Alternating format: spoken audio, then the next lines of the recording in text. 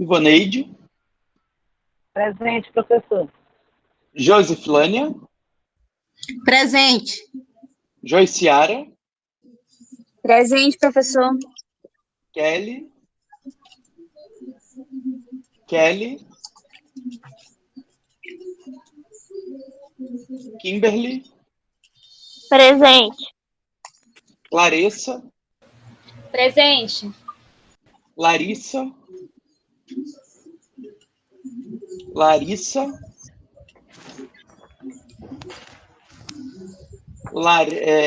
Mayra. Presente. Alcilene. Marlon. Marlon.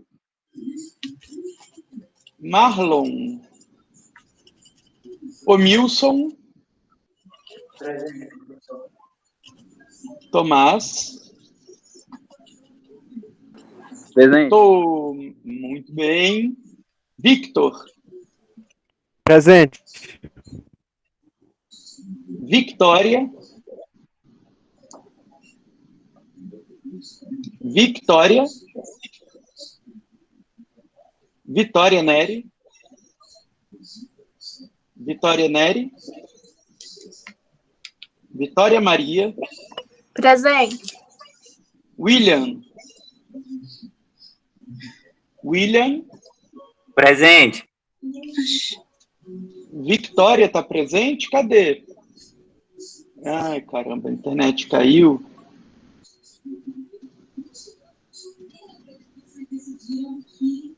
Josiflânia, professor, você esqueceu dos meus 2 pontos do Ideaton. Estou triste, Rio Grande do Sul. Eu enviei uma mensagem no WhatsApp, estou enviando aqui de novo porque achei que o senhor não ia ler, ou porque eu achei que não tem tempo para ler 2 mensagens em 2 lugares diferentes de cada aluno que tem um problema. Vou corrigir, minha filha, tenha fé. Ai, Josiflânia, fique triste comigo não, minha filha. Eu cometo erro igual você. A gente tá nessa vida para errar, né? Fazer o quê? Vou corrigir. É só essa matéria, Josiflânia? Ou tu faz mais alguma? Só essa? Então tá Oi, bom. professor. Corrigir, não. Só essa. Tá bom, não se preocupe. Deixa eu ver, acho que foi só você. É Josi, né? Josi Figueiredo. Acabei de ver aqui, ó. Beleza, vou corrigir. Alguém mais, pessoal, participou do Ideaton e eu não lancei a nota? Não, né? Então tá, Josi, pode deixar. Deixar comigo que meus erros eu desfaço. Pessoal, semana passada a gente estava estudando agravo de instrumento, né? Aquela nossa aula / suruba lá no meu quarto, não foi? Então, olha só, a gente parou aqui nas questões procedimentais do agravo de instrumento, né? Deixa eu arrumar aqui as telas, que chegou a hora que dá um nó na cabeça do professor. Espera ainda aqui, agora esse daqui vem para cá. E pronto. E isso, Joiciara, o que era o seu sonho, Joiciara? Pelo amor de Deus. Ai, meu Deus, eu lanço as brincadeiras e depois não aguento. A gente estava aqui vendo o agravo de instrumento, não era isso? E aí eu deixei para falar um pouquinho sobre procedimento com vocês hoje, justamente porque eu queria emendar a aula, né? Aqui. Porque eu queria comentar com vocês procedimentos e já emendar com o conteúdo de hoje também, né? Então, deixa eu localizar aqui o slide que nós paramos. Ah, tá, Joiciara. Poxa, era tão fácil tornar esse sonho realidade. Tão fácil que o diga Omilson e Josiflânia, né, que participaram do Ideaton. Foi tão fácil, mas tão fácil. Eu gostei muito. Mas fácil Eu gostei não foi, muito. né? Tô zoando. Fácil não foi, não. Foi muito bom, mas fácil não. Muito bem, então, estávamos aqui, né, nos requisitos das peças, e aí expliquei por que a gente tem que indicar o nome e o endereço completo dos advogados, né? E aí ficou faltando, então, a gente ver algumas questões de procedimentos, né? Falei aqui da formação do instrumento, quais são as peças obrigatórias, como é que eu posso substituir essas peças obrigatórias, né? E aí aqui é onde eu devo continuar com vocês, né? Então, olha só.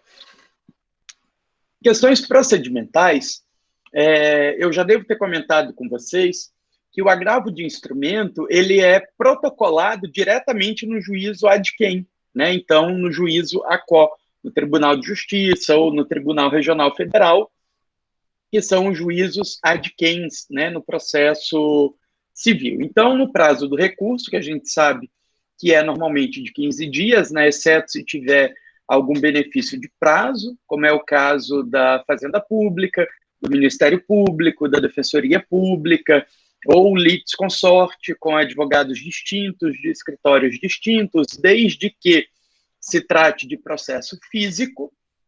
Então, no prazo do recurso, o agravo vai ser interposto diretamente no tribunal competente para julgá-lo, e isso quer dizer que eu vou lá no Tribunal de Justiça e levo a minha petição, se for física, ou então por meio de protocolo diretamente no processo judicial eletrônico do Tribunal de Justiça ou do Tribunal Regional Federal. Além disso, o Código de 2015 trouxe outras possibilidades de protocolo para facilitar a vida do advogado. Eu já disse para vocês, ou devo ter dito lá em Processo Civil 1, que o Código de 2015 é um código feito por advogados e para advogados. Então, eles facilitam muito algumas coisas para a advocacia, como é o caso, por exemplo, aqui, da possibilidade de realizar o protocolo na própria comarca. Imaginem vocês que quando nós tínhamos processos físicos, um processo que tramitasse lá na comarca de Vilhena, o advogado tinha que vir aqui em Porto Velho para protocolar, porque aqui é a sede do Tribunal de Justiça. Ou então ele mandava por e-mail e um advogado daqui ia lá no tribunal e protocolava. Eu mesmo, quando comecei a advogar, pessoal, ganhei um dinheirinho bacana fazendo esse tipo de diligência, né? Então, advogado em começo de carreira fazia, né? Hoje em dia não tem tanto mais, mas fazia muita diligência. O que eram essas diligências? Protocolos, porque o processo era físico, então o pessoal dos escritórios de grandes empresas me mandava as petições via e-mail ou, às vezes, via correios, e eu ia até o fórum e fazia o protocolo. Eu me lembro que era um valor bem baixinho, assim, mas porque a gente acabava ganhando na quantidade. Eu me lembro de ter dia de eu ir para o fórum para fazer 50 protocolos, sabe? Então, valia bem a pena, assim, a gente ganhava um dinheirinho fácil, porque era só o protocolo, né?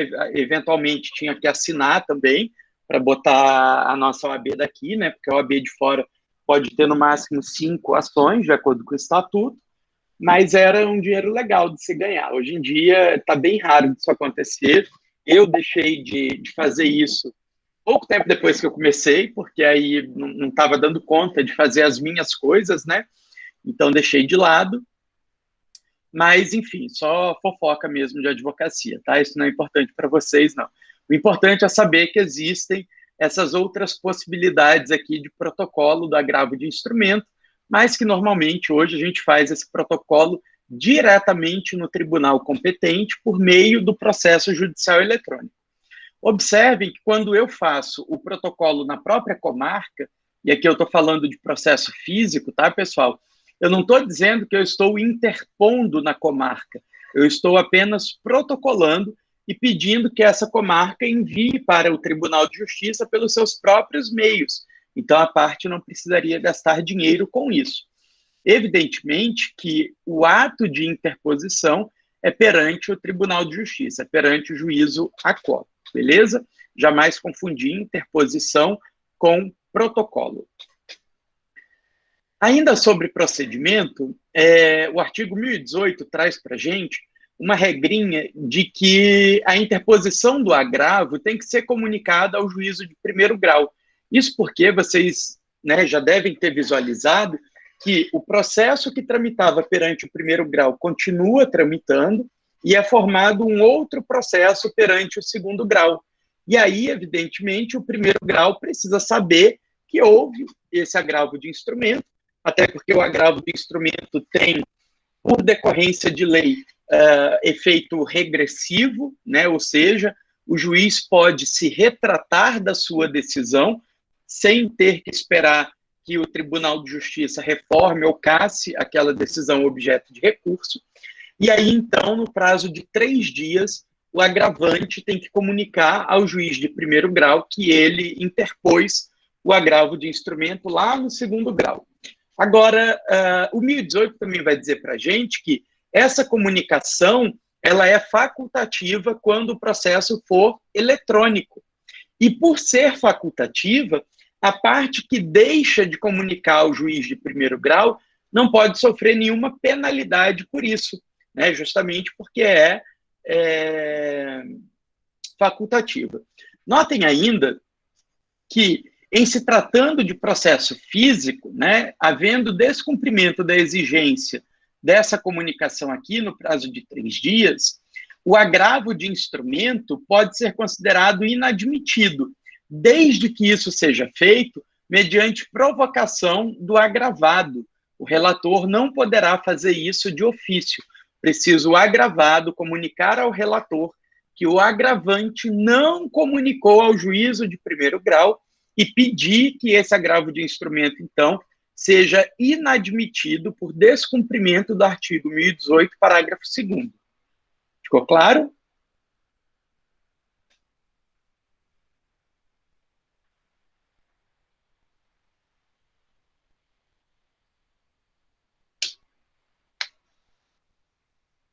Aqui, ó, resuminho do que eu comentei com vocês, né? A comunicação ao primeiro grau possibilita o efeito regressivo, né? Possibilita que o juiz se retrate da decisão recorrida. É obrigatória no prazo de 3 dias quando se tratar de processo físico, é facultativa quando se tratar de processo eletrônico e sendo obrigatória, ou seja, quando for processo físico, poderá gerar negativa de conhecimento apenas se o agravado arguir na contraminuta e comprovar o ocorrido. Beleza? Bom, aqui o 1019 e o 1020 falam para a gente de procedimento no segundo grau, né? O relator, então, pode atribuir efeito suspensivo, lembrando que, por força de lei, o agravo não tem efeito suspensivo, né? O processo continua tramitando em primeiro grau. Em seguida, ele vai ordenar a intimação do agravado para para ele apresentar ali aquilo que a gente chama de contraminuta ao agravo de instrumento, que são as contrarrazões, né? E determinará a intimação do Ministério Público para ele dar o parecer naqueles casos que for necessária a sua intervenção, né? 1020 vai dizer que o agravo deve ser julgado no prazo máximo de 1 mês a contar da intimação do agravado. Esse prazo é um prazo impróprio e é um prazo que, na prática, dificilmente é obedecido. E aí a gente passa a estudar o agravo interno. Vocês já observaram que eu disponibilizei para vocês um materialzinho de estudo para a aula de hoje? Deixa eu ver aqui.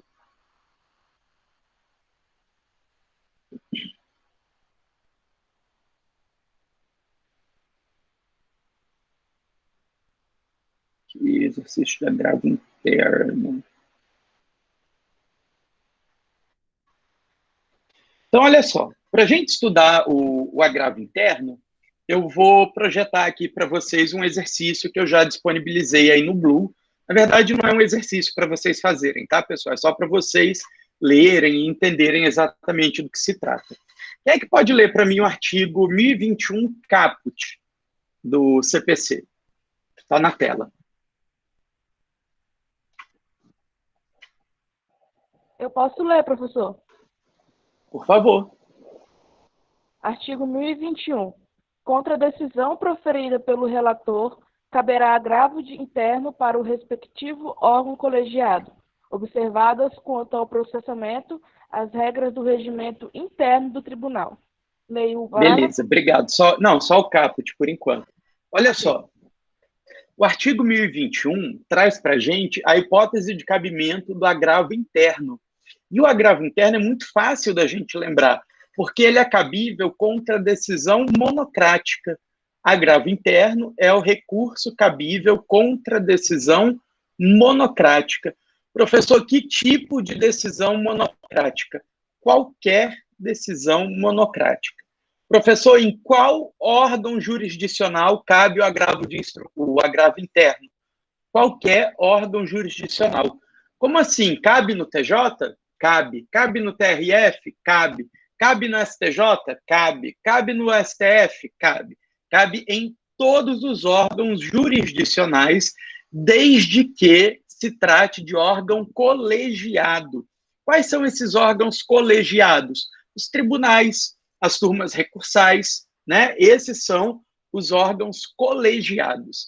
Eu quero que vocês entendam que o agravo interno é aquele recurso que vai fazer valer o princípio da colegialidade, de modo que, quando o relator proferir uma decisão monocraticamente, ou seja, sozinho, é por meio do meu agravo interno que eu vou colocar esse processo para ser discutido pelo colegiado, pelo grupo que seria competente.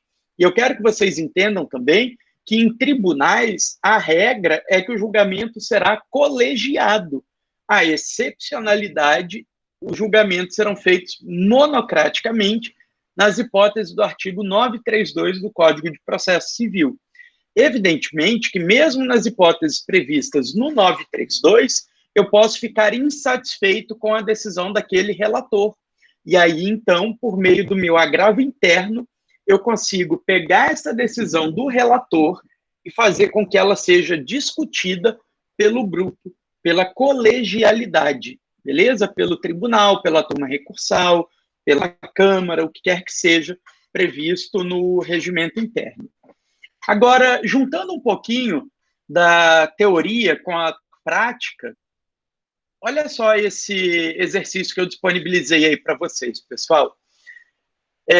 Juntando agora, tá? Agravo de instrumento com agravo interno. Olha só. Poder Judiciário, Tribunal de Justiça da Ponte que Caiu, Primeira Câmara Cível, Gabinete do Excelentíssimo Senhor Desembargador José da Silva. Agravo de instrumento número bestial, fulano é agravante, Beltrano é agravada, a origem é tal vara da capital. Então, olha só. O relator, né? Então, eu já sei que é o relator, José da Silva, está julgando um processo que trata-se de agravo de instrumento interposto por fulano em face de decisão da enésima vara civil da capital, que indeferiu a gratuidade da justiça a agravante ante a falta de provas da hipossuficiência. Alega a agravante que a pessoa pobre na forma da lei, tendo juntado aos autos declaração de hipossuficiência e de tal, e provas da hipossuficiência e de tal e tal. Então, o que aconteceu? A fulana ficou puta porque o juiz da tal vara cível negou a gratuidade da justiça, apesar de ela ter feito declaração de pobreza e provado que o dinheiro dela está todo comprometido. Então, ela foi lá e interpôs agravo de instrumento, que tem uma previsão no artigo 1015. Lembram-se? Então, olha só. O relator vai falando, olha, trata-se de processo que tramita perante o processo judicial eletrônico, de modo que se dispensa a formação do respectivo instrumento. Ou seja, não precisa juntar cópias. Não foi assim que a gente aprendeu? Quando o processo for eletrônico, não precisa juntar cópias. O recurso é tempestivo, foi interposto no prazo, e o preparo é dispensado. Existe uma lei qualquer lá do Tribunal de Justiça da Ponte que Caiu, que diz que não tem preparo. A agravante impugnou adequadamente os fundamentos da decisão recorrida, estando aparentemente presentes os pressupostos de admissibilidade recursal. Então, o relator está dizendo, olha, está tudo ok com o recurso, inclusive o princípio da dialeticidade foi obedecido. Diante disso, por cautela, ou seja, por cuidado, determinei a intimação da agravada para apresentar contraminuta ao agravo. O que é essa contraminuta ao agravo? São as contrarrazões. É a efetivação do contraditório em sede de agravo de instrumento. O que foi cumprido tempestivamente pela parte agravada. Então, o relator deu o prazo de 15 dias, né, contrarrazões e contraminuta, sempre no mesmo prazo do recurso, como o prazo desse recurso é 15 dias, a agravada teve 15 dias para apresentar contraminuta e fez isso dentro do prazo, né? Fez isso tempestivamente. Em resposta, ou seja, na sua contraminuta, a recorrida alega que a recorrente é pessoa bem aquinhoada e pede o conhecimento do agravo para, no mérito, ser-lhe negado o provimento, de modo a manter incólume a decisão do juízo de piso. Então, vamos traduzir isso daqui. Na contraminuta, né, efetivando o contraditório prévio, a recorrida, também chamada de agravada, alegou que a recorrente, agravante, é pessoa bem aquinhoada. O que é pessoa bem aquinhoada? Pessoa bem de vida, ok? Bem aquinhoada, bem de vida. E pede o conhecimento do agravo, ou seja, a recorrida reconheceu que a recorrente preencheu todos os requisitos legais, mas no mérito ela pediu para negar provimento, de modo a manter intacta a decisão do juízo de origem, do juízo de primeiro grau. Os juízes odeiam esse tipo de termo, tá, pessoal? Eu, por exemplo, na advocacia nunca uso. Juízo de piso dá um pouco de impressão de que é aquele juízo que você pisa, né? Aquele juízo inferior, aquele juízo que não vale de muita coisa. Prefiram utilizar juízo de origem, juízo aquó, juízo recorrido, juízo vergastado, juízo guerreado, a juízo de piso, evitem, a menos que vocês sejam o desembargador fulano de tal, né? O José da Silva. Do contrário, evitem o termo juízo de piso, tá bom? Então, vamos lá, percebam, a agravada reconheceu que estava tudo ok, processualmente falando, com o agravo, mas no mérito, ela está pedindo para negar provimento. Então, ela diz, a agravante preencheu todos os requisitos de admissibilidade, mas no mérito, esse recurso deve ser negado provimento. Mas aí segue o seu José da Silva, no auge da sua sapiência, só que não, e diz que ocorre, porém, que a agravante não comunicou ao juízo de primeiro grau acerca da interposição do presente agravo de instrumento, o que faz com que o agravo careça de pressuposto de admissibilidade, afigurando-se, portanto, absolutamente inadmissível por ferir determinação expressa do novo Código de Processo Civil.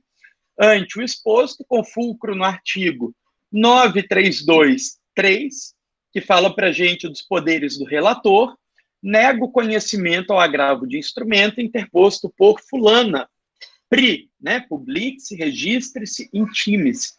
Capital, 10 de abril de 2020, desembargador José da Silva, que é o relator. Vamos pensar aqui.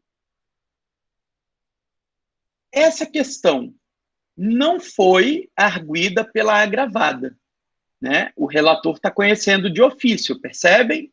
O relator está conhecendo de ofício que a agravante não comunicou ao juízo de primeiro grau, beleza?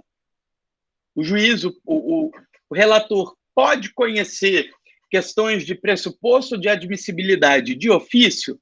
Pode. Pressupostos de admissibilidade são cognoscíveis de ofício. Inclusive, isso é o que manda o artigo 932.3 do Código de Processo Civil. Qual é o problema aqui nesse caso? 2 problemas. O primeiro deles é que, por se tratar de processo judicial eletrônico, a parte é dispensada de comunicar ao juízo de primeiro grau. Se ela é dispensada de comunicar ao juízo de primeiro grau, o relator não poderia negar conhecimento. E mais ainda, não poderia negar conhecimento porque a reclamada não arguiu. A reclamada pediu o conhecimento do agravo. Ela não apontou nenhum defeito. Então, ainda que a agravante fosse obrigada a comunicar ao primeiro grau, nesse caso, a extinção do agravo de instrumento dependeria de manifestação expressa da agravada, coisa que ela não fez. Ela pediu o conhecimento e apenas no mérito ela impugnou pedindo para negar provimento. Beleza? Professor, entendi agora. Entendi que o relator cometeu um erro, né? Ele negou o conhecimento indevidamente, ele cometeu um erro duplo, porque ele, de ofício, aplicou uma penalidade que exige pedido do agravado e, pior ainda, ele negou o conhecimento em um processo que é eletrônico e que, portanto, dispensa a comunicação ao juízo de primeiro grau. E agora, vou ficar sem a minha gratuidade da justiça? Lembrem que tudo isso é para discutir a gratuidade da justiça. Eu pedi no primeiro grau, o juiz negou. Eu recorri por meio de agravo de instrumento. O relator negou o meu agravo de instrumento, falando que eu não comuniquei no primeiro grau. Só que o relator cometeu um erro. O que eu vou fazer agora? Opa, artigo 1021 do Código de Processo Civil. Contra a decisão proferida pelo relator, caberá agravo interno. Então, essa decisão monocrática, como é que eu sei que ela é monocrática? Que ela foi tomada só pelo relator, desafia agravo interno. E como eu estou falando de um julgamento de agravo de instrumento, agora a gente começa a fazer a Nazaré Tedesco. Vai ser, então, um agravo interno em agravo de instrumento. Beleza? Então, o meu recurso original era agravo de instrumento, o relator negou monocraticamente, contra essa decisão cabe agravo interno. Quando a gente for ver a ementa disso, vai aparecer assim, ó, agravo interno em agravo de instrumento. Beleza? Vamos voltar aqui agora para o slide. Todo mundo entendeu isso, pessoal?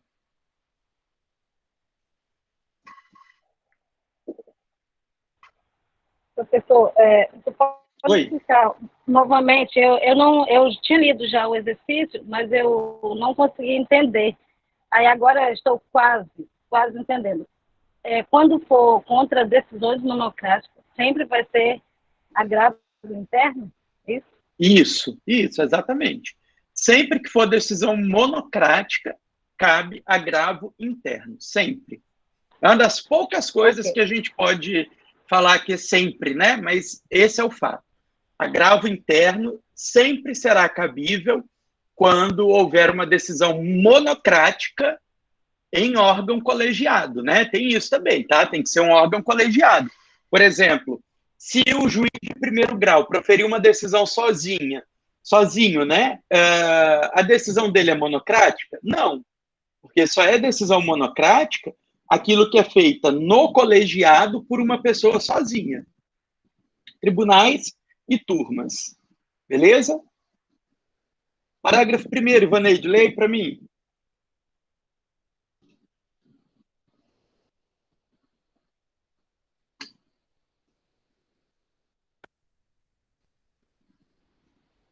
É só abrir aqui, só um minutinho. Beleza. Parágrafo 1º.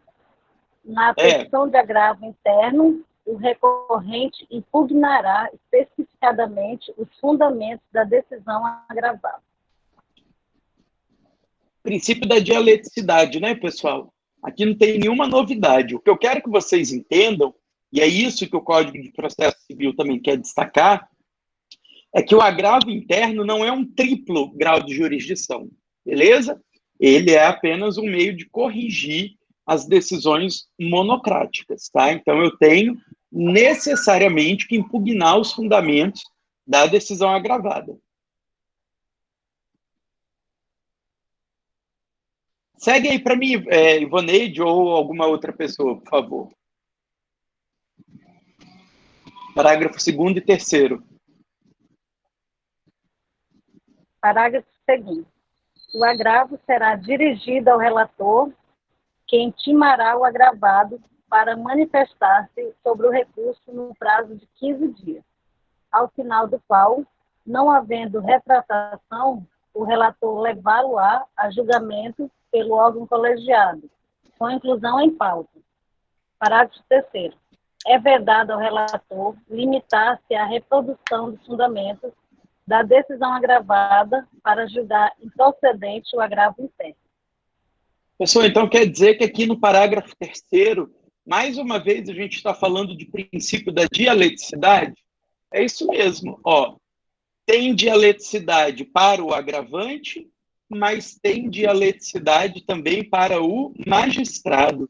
O relator não pode simplesmente copiar a sua decisão monocrática e achar que está julgando o agravo interno. Mas o que eu mais quero chamar a atenção de vocês é para o que está disposto aqui no parágrafo 2º. O parágrafo 2º vai dizer para a gente que quando eu interpuser o meu agravo interno, só existem duas possibilidades.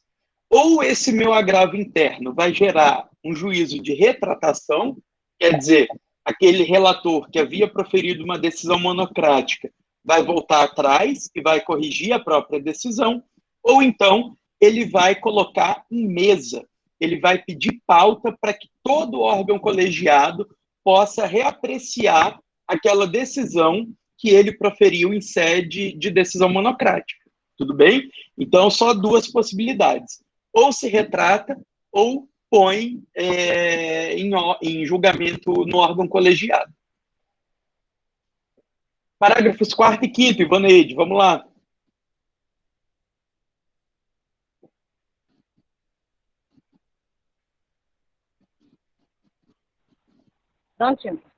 Parágrafo 4º. Quando o agravo interno for declarado manifestamente inadmissível ou improcedente em votação unânime, o órgão colegiado, em decisão fundamentada, condenará o agravante a pagar ao agravado multa fixada entre 1% e 5% do valor atualizado da causa. Parágrafo 5º.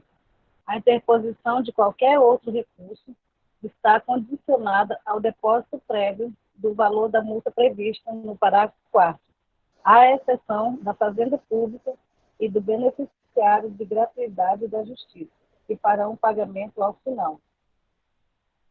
O objetivo dessa multa, pessoal, é evitar o abuso do agravo interno, né? É fazer com que a parte tenha consciência de que uma decisão monocrática deve ser respeitada desde que ela esteja efetivamente correta. Não dá para ficar manejando agravo interno só para atrasar o julgamento do processo, né? Então, quando ele for inadmissível ou improcedente por votação unânime, a gente vai ter a multa aí de 1% a 5%, sem prejuízo da majoração dos honorários, né? Afinal de contas, a gente sabe que a cada recurso que é interposto, os honorários de sucumbência devem ser majorados, desde que não excedam o teto previsto no artigo 85 do Código de Processo Civil. Tranquilos até aqui? Show de bola. Eu gostei de fazer esse link entre um recurso e outro, e eu vou deixar para falar dos embargos de declaração na próxima aula, porque daí eu já vou fazer o link com o pré-questionamento, tá? Do recurso especial e do recurso extraordinário. Alguém tem dúvida sobre o agravo interno, pessoal? Ou sobre o agravo de instrumento, ou sobre qualquer coisa? Sim, qualquer coisa não, né? Não vou me perguntar sobre a rebimboca da parafuseta, que eu não sei. Isso aí é com a Victória. Mas alguma coisa de processo civil, né? Que eu não sei tudo, mas alguma coisinha eu sei. Não? Sem dúvida nenhuma? Muito tranquilo, né, Josefilane? Bom, vou printar isso aqui. No dia da prova, se alguém vier chorar comigo, eu vou dizer, muito tranquilo esse conteúdo. Só para ver se alguém chegou depois da chamada. Adriele, Ana Vitória.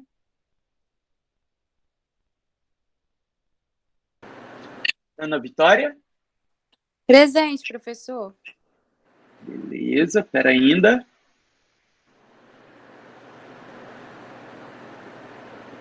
Beatriz? Não? Kelly? Não? Larissa? Presente, professor. Raucilene? Raucilene? Marlon? Presente, Marlon do Anjos.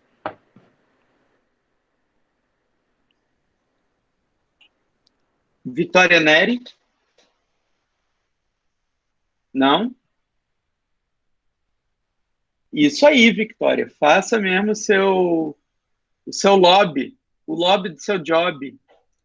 Deixa eu mostrar um negócio para vocês que eu já mandei por e-mail, mas eu quero reiterar aqui também, vai que alguém não viu. Amanhã a gente está lançando a segunda edição da revista da Escola Superior da Advocacia e já estamos lançando também o edital da terceira edição já, né? Olha, está ficando velha já a nossa revista. E então eu queria convidar vocês a participarem do lançamento amanhã às 5 horas, horário de Rondônia, né? Deixa eu ver onde que está esse convite aqui. E ele vai ser, vocês vão poder assistir, deixa eu ver onde que pode assistir, que eu não sei. Aqui, ó, vocês podem assistir pelo Facebook e pelo YouTube ESA Rondônia, beleza? A gente vai ter aqui, então, o lançamento da revista eletrônica da ESA, que é uma revista que eu coordeno, né? Eu sou coordenador editorial. Tenho bastante orgulho, porque é uma revista rondoniense, tem, inclusive, publicação de várias pessoas da São Lucas, tem alunos e professores da São Lucas, né? O professor Rodolfo publicou, a professora Michele, deixa eu ver, professora Luciana, o professor Werley, que é do corpo editorial. Então, enfim, é uma produção nossa e espero ver vocês, se puderem comparecer, né? Se não, acessem o link da revista que já está disponível o edital da próxima edição. Vocês vão poder escrever até abril, então tem bastante tempo aí, pega as férias para escrever um artiguinho e publicar com a gente, tá bom? Um abraço para vocês, até a semana que vem. Adorei a aula também, Ivoneide, achei bem bacana e não estou me elogiando, não, estou dizendo que a nossa aula foi legal. Enfim, qualquer dúvida, estamos aí, viu? Lembrem-se que tem doutrina para ler e, principalmente, pessoal, tem esses exercícios, ainda que eu não cobre a resposta de vocês, é importante que vocês leiam, né, as decisões, os recursos, para vocês irem se habituando em como é que isso acontece, tá bom? Para não ficar boiando muito, não ficar flutuando nas coisas que eu falo, tá joia? Até semana que vem, então. Um abraço.